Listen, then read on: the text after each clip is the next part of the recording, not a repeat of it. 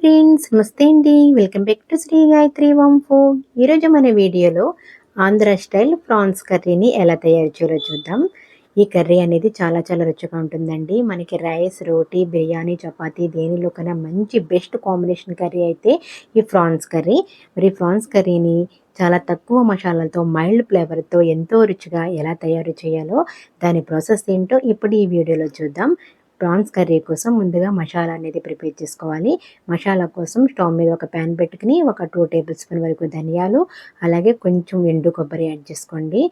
అలాగే 1 table spoon వరకు జీలకర్ర యాడ్ చేసుకున్న తర్వాత ఇందులో ఒక 10 నుంచి 8 వరకు మిరియాలు, ఒక చిన్న దాల్చిన చెక్క, ఒక 5-6 వరకు లవంగాలు యాడ్ చేసుకుని ఈ మసాలా దినుసులన్నీ కొంచెం మీడియం ఫ్లేమ్లో పెట్టుకుని స్టవ్ అనేది దోరగా ఫ్రై చేసుకోవాలి.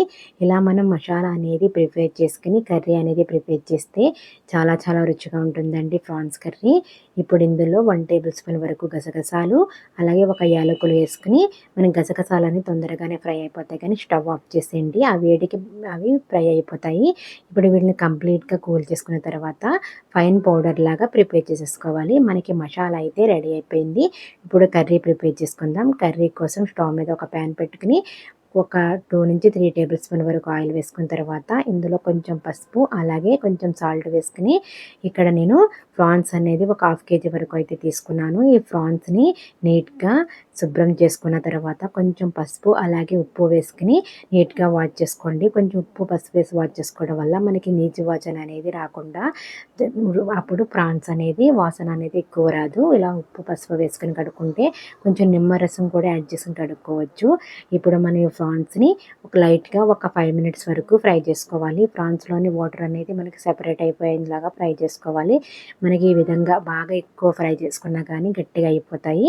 ఒక 5 మినిట్స్ వరకు ఫ్రై చేసుకుని ఇలా సైడ్కి పెట్టేసుకోండి. ఇప్పుడు మళ్ళీ అదే ప్యాన్లో ఇంకొంచెం ఆయిల్ అనేది యాడ్ చేసుకుని ఒక 2 రెమ్మల వరకు కరివేపాకు యాడ్ చేసుకుని కరివేపాకు అనేది చిటపటమంటూ ఫ్రై అయిన తర్వాత ఇందులో ఒక 3 నుంచి ఒక 4 వరకు మీడియం సైజ్, చిన్నవైతే ఒక 4 వేసుకోండి, పెద్దవైతే ఒక 3-2 వేసుకుంటే ఆనియన్స్ సరిపోతుంది. అలాగే ఒక 3-4 వరకు గ్రీన్ చిల్లీ వేసుకుని ఆనియన్స్ అనేది గోల్డెన్ బ్రౌన్ వచ్చేంత వరకు ఫ్రై చేసుకోవాలి.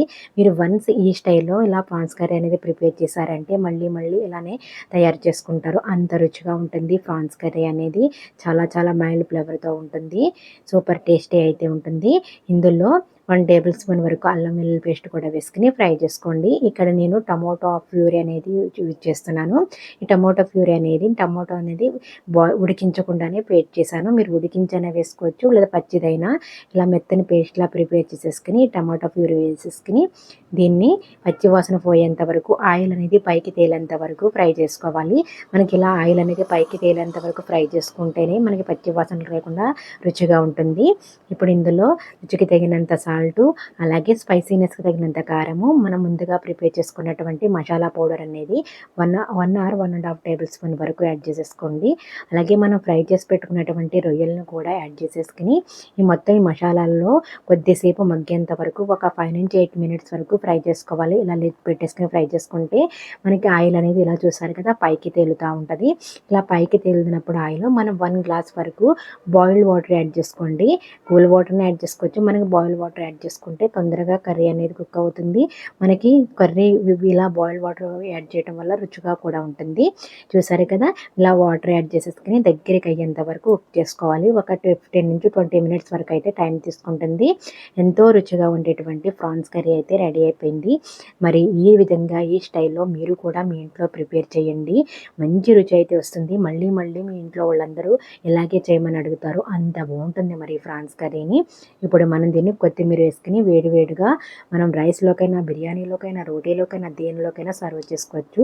సూపర్ టేస్టీ ప్రాన్స్ కర్రీని ఎలా తయారు చేయాలో చూసారు కదా. మరి ఈ రెసిపీని మీరు కూడా మీ ఇంట్లో ట్రై చేసి మీకు ఎలా వచ్చిందో మీ ఫీడ్బ్యాక్ని కామెంట్ రూపంలో తెలియజేయండి. మరిన్ని టేస్టీ అండ్ క్విక్ రెసిపీస్ కోసం మన శ్రీ గాయత్రి హోమ్ ఫుడ్ ఛానల్ని అయితే తప్పకుండా సబ్స్క్రైబ్ చేసుకోండి. సబ్స్క్రైబ్ చేసుకున్న వెంటనే పక్కనున్న బెల్ ఐకాన్ని యాక్టివేట్ చేయండి. Thanks for watching friends.